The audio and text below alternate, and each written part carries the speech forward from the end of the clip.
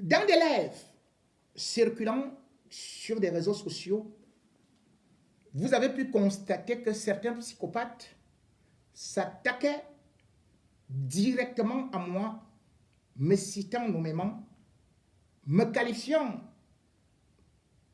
de tribaliste, m'attribuant des rôles même de grands violeurs. C'est une situation que je vis depuis 2019. Mais je n'ai jamais voulu m'y attarder parce que je sais que c'est un sacrifice que je suis en train de faire. Mais à vouloir tambouriner les mensonges, il faudrait à une certaine période que cela s'arrête. Concernant, par exemple, ce qu'ils m'ont accusé, vous avez suivi quelqu'un qui vous dit, comme moi,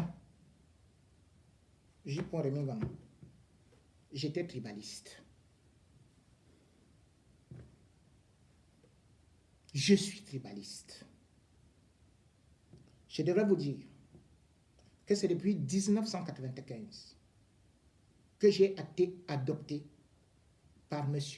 Wangtou Siantou comme son fils. Wangtou Siantou n'est pas n'importe qui. Ma mère connue est Marceline Wangtou. Tous les enfants de Siantou sont au moins docteurs. Mais Siantou m'a choisi alors que je suis Ekambeti.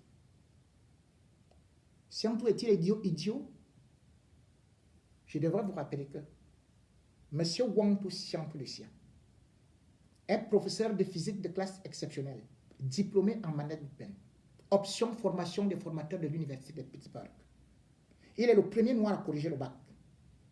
Il est le premier noir à devenir directeur de l'école des travaux publics. Mais il m'a choisi pour être responsable de la communication du complexe scolaire et universitaire Siantou depuis 1995. Je suis devenu directeur de Radio Siantou. C'est un Bamileke. Je suis parti du Cameroun, j'étais Sokngoum. Tous les témoins de mon mariage sont des Bamileke. Et si j'ai des amis, on vous dira que 99% sont des Bamileke. La seule chose que j'ai fait ici, c'est dénoncer justement le tribalisme. Comment peut-on oser me qualifier de tribaliste alors que c'est moi qui suis le premier à taper sur Jean-Pierre Amogo-Belinga? Jean-Pierre Amogo-Belinga est mon cousin. Nous sommes du même village. C'est moi qui dénonce à Tamnakuna, jusqu'à dire là où il se cache au Nigeria. C'est moi qui dénonce à Tambabara. Nous sommes du même département. Il m'a invité plusieurs fois. On m'a demandé d'aller travailler, que ce soit dans des chaînes appartenant aux Ekambeti. Pourquoi ne suis-je pas allé? Je devrais d'ailleurs parler du dossier d'Amogo-Belinga que vous avez vu partir en République centrafricaine, juste parce qu'il voulait démentir ce que j'ai dit. Mais il a confirmé plutôt tout ce que j'ai dit. Puisque j'avais dit qu'il cherchait à fuir le pays. Et c'est ce qu'il a fait. Puisqu'il avait sorti l'argent des visions, finances, et cet argent, puisque j'ai donné l'information, qui devait transiter par deux filles dont je vous ai donné le nom, et particulièrement la Salimatou, que cet argent devait partir au Nigeria, eh bien, la solution a été vite trouvée, puisqu'il travaille avec certains membres du gouvernement qui lui ont autorisé de prendre de l'argent au niveau de la ligne 94 et de la ligne 65. Donc particulièrement, Sylvain Bondo, qui est directeur au ministère de l'économie, et surtout aussi Louis-Paul Motazé. Louis-Paul Motazé, C'est lui qui a fait que Amadou Belinga puisse bénéficier de ces enrichissements illicites pour monter la chaîne de télévision et en même temps sortir de l'argent.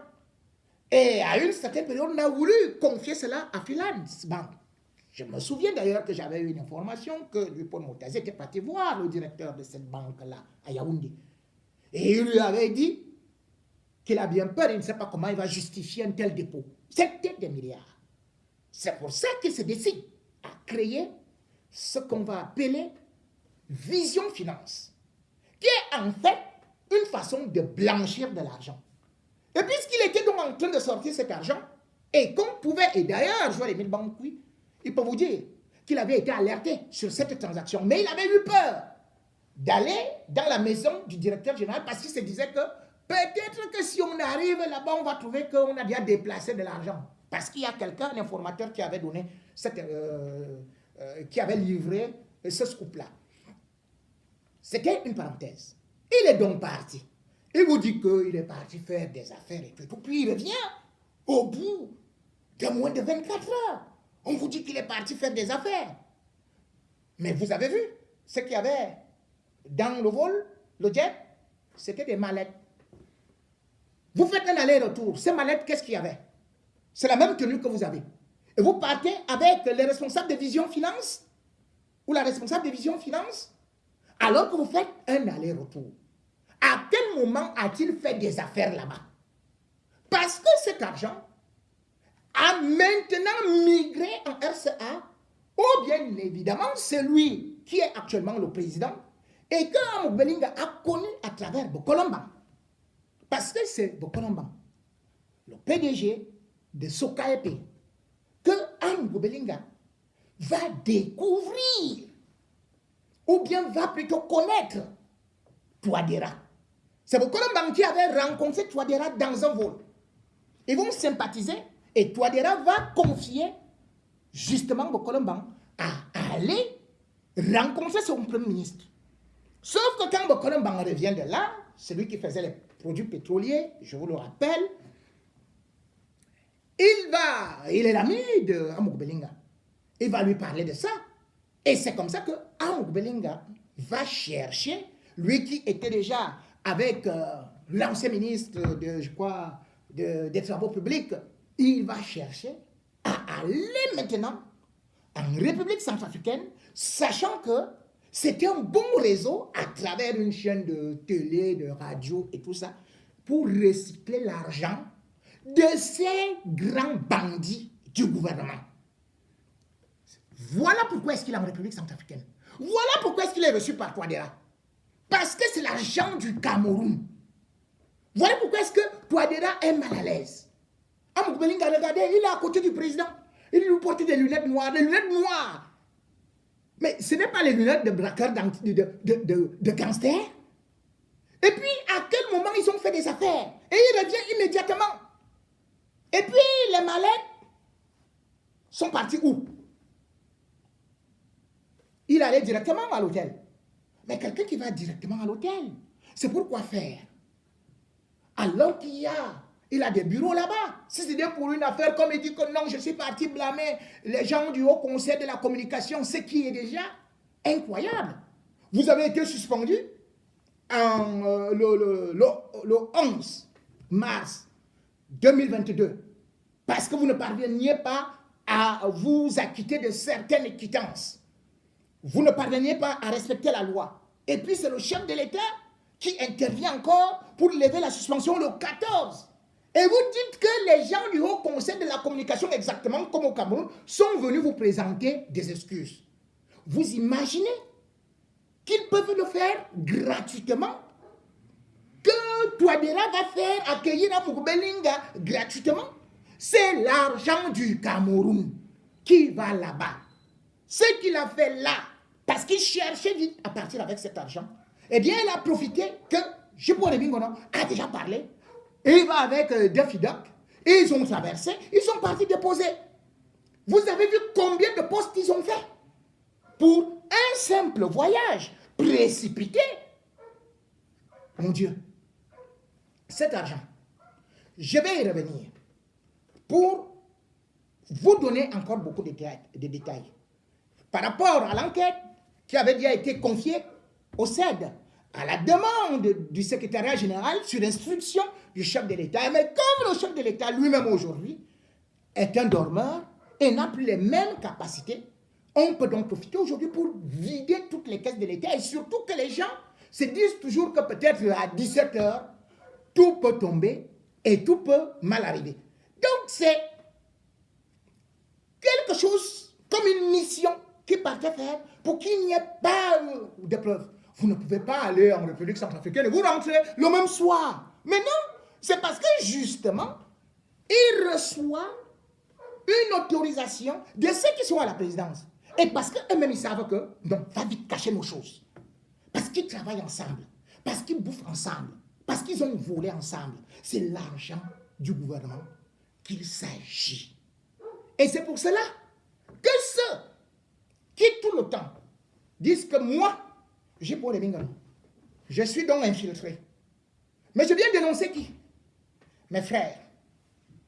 Je viens dénoncer qui? Les membres du gouvernement. Je suis ici, assis ici, au lieu d'aller dans des restaurants comme eux. Là, ils me voient toujours là.